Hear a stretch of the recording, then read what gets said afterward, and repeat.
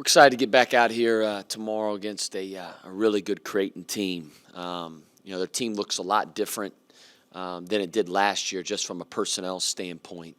A guy like Ryan Kalkbrenner, who was a freshman last year, who obviously had a good freshman year for them, but he's taken a big step forward. He's one of the bigger players in our league. He stands at about 7'1". He does a great job protecting the rim. It gives him an inside presence on the glass as well as scoring. They've added several freshmen. Nimhard is their freshman point guard, who's been one of the better freshmen in our league so far to this point in the season in the Big East. He can really make plays. He's tremendous off ball screens. He pushes the pace of play for them. He can really score and really shoot the ball. Then you got a transfer in Ryan Hawkins, who has been one of the most impactful transfers in the entire country. He came from the Division II level, where he was at a really, really successful program. He's one of the better shooters in our league. He stretches the floor. He's a versatile kid. He's a matchup problem. So we know we're going to have our hands full. When you think of Creighton's teams, they're going to play really, really fast. They're really going to try to space the floor. They don't shoot as many threes as they have maybe in the previous years, the last few years, but they shoot the ball well. But they are going to be a team that's going to play inside out. And we got to do a great job of getting back in transition. We got to be tremendous in ball screen coverage. And then on the other end, we have to be able to deal with Ryan Kalkbrenner. Kalkbrenner's a game changer on the defensive end. A lot of times he just kind of hovers around in that paint. And he does a great job of protecting the rim. That's why their two-point field goal percentage defense is so good. In my opinion, a big part of it is due to Ryan Kalkbrenner. So he makes them unique, and we have to find ways to attack him, to get him outside of the paint, throughout the game. So I'm sure as you guys are all seeing it, again, anybody can beat anybody in this league. Our league's great. It's the best conference in all of college basketball. Again, we got a big task tomorrow in Creighton. We're excited to play, and I know our guys will be excited to get back out there. First question, Adam. Travis, when you show your guys that Villanova film, what are the things that you're making it a point to show them? What do you want them to take away from that game film? Yeah, I think first and foremost, Adam, you got to put 40 minutes together. You can't get down that much to a good team.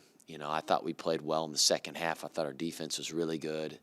I thought our ball movement was better in the second half. We got better shots, took care of the ball better. But, again, you got to play 40 minutes. Again, especially when you play against good teams like we have in our league. But we got to stay down on shot fakes at the end of drives, little things like that. Guard the ball a little bit better in space. Shot selection's got to be a little better in the first half. You got to maximize each possession because there's going to be a lot of close games. Listen, that's the way the Big East. Like I was watching the tail end of the Seton Hall DePaul game yesterday. Went down to the wire. Seton Hall roared back late, but they got down early to DePaul. DePaul's really talented, and and it was too little, too late, though, a little bit like we were against Villanova. So just maximizing each possession. Possession 1 in the game is just as important as possession 65 in the game.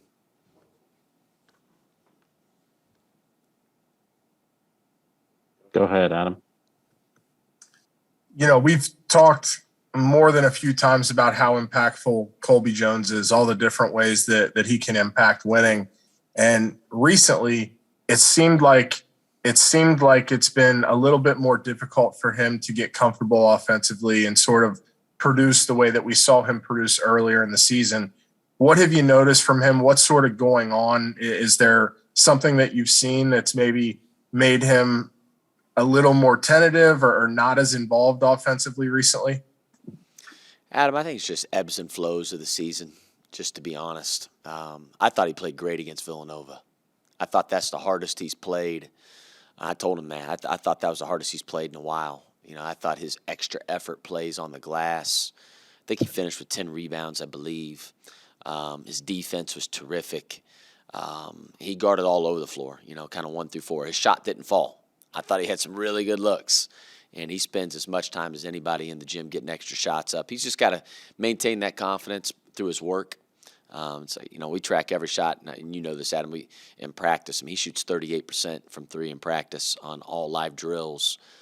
He can shoot the ball, and I got all the confidence in the world in him making those shots, taking those shots. He's just got to stick with it. It's a long season. And then the Villanova game, I thought one area where the game really sort of allowed Villanova to take control and you guys sort of lose control was on the glass. What did you see in terms of rebounding? And I'd imagine that rebounding is going to be a pretty important thing tomorrow against this Creighton team. Absolutely. I thought Eric Dixon really changed the game the other night. He was tremendous on the glass, whether it was rebounding his own miss, whether it was tipping it out and getting an extra possession. And we have to do a great job, number one, of eliminating. You got to block out, and you got to block out physicality. Especially when you play up against a guy. Again, Creighton's got Ryan Kalkbrenner. He's 7'1", how much ever he weighs, 250 pounds. I mean, we have to block him out. He's going to be all over the offensive glass. Hawkins is going to be all over the offensive glass. So that allows for our guards to be able to really come back in and rebound the ball. Now, when you're playing against a Nova team versus a Creighton, they're a little bit different in how they rebound. Nova relies heavily on threes a lot of times, and those long shots equal long rebounds, right? So you can't just go into rebound. You got to go hit your guy, then go get the ball. But again, I think it starts with our fives and our fours. They got to know they're going to be in an absolute war down there. Our guards got to help us on the glass. The more our guards rebound, quite honestly, the more transition opportunities that we'll have on the offensive end because there's no outlet. It allows you to play faster.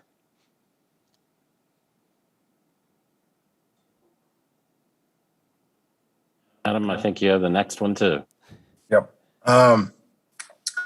One of the things that really stood out against Villanova was the lineup that you went. I think it was the last 6.5 minutes you went with the exact same lineup. And I'm curious, those in-game situations where you do decide, hey, this is the best lineup, and maybe we're going to sit two of our starters in order to put the best lineup out there on the floor.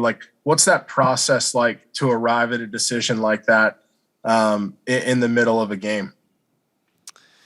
Yeah, I think number one, you kind of go off the eye test, Adam, like who's playing well, who's not playing well, which lineups have worked well. Then we have all the analytical data as well that hopefully supports what we see, right? And if it doesn't, then it means that we're off, that we're not seeing it that way, or maybe something was a little bit different, So because sometimes you may say, well, man, this lineup was really good because you may have remembered like one or two plays, right?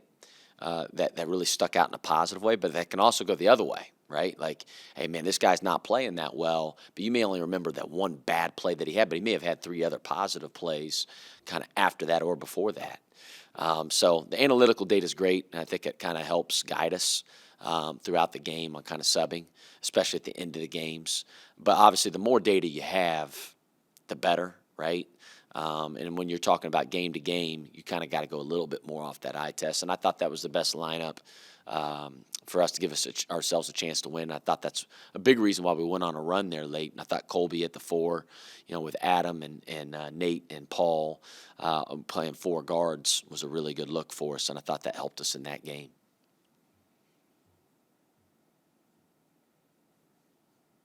Go ahead, Adam. And then, we've asked you a lot about Zach recently. And I think, the fact that he essentially lost 3 months leading up to the season in the first month of the season means that there was probably going to be some bumps in the road, some hurdles that he's going to have to work through and play through. What would you say is the best route? Like, what are you imploring him to do right now to sort of figure this out and get back to the Zach that we know?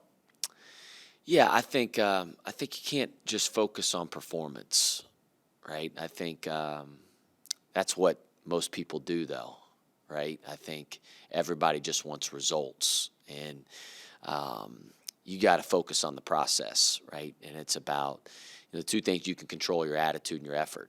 And if he has a great attitude and he gives great effort, and I'm talking when things go bad, right? Listen, if you miss a shot or miss 2 free throws in a row, the fans are booing you. It doesn't really matter, right? It's about focusing on those 2 things, the attitude and effort. If those 2 things are in place, at some point that tide will really turn for Zach.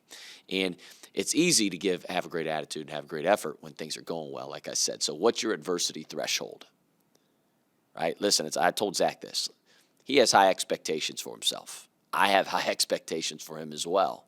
But he can't get so frustrated with your performance. You got to look into it deeper. Like how are we fixing?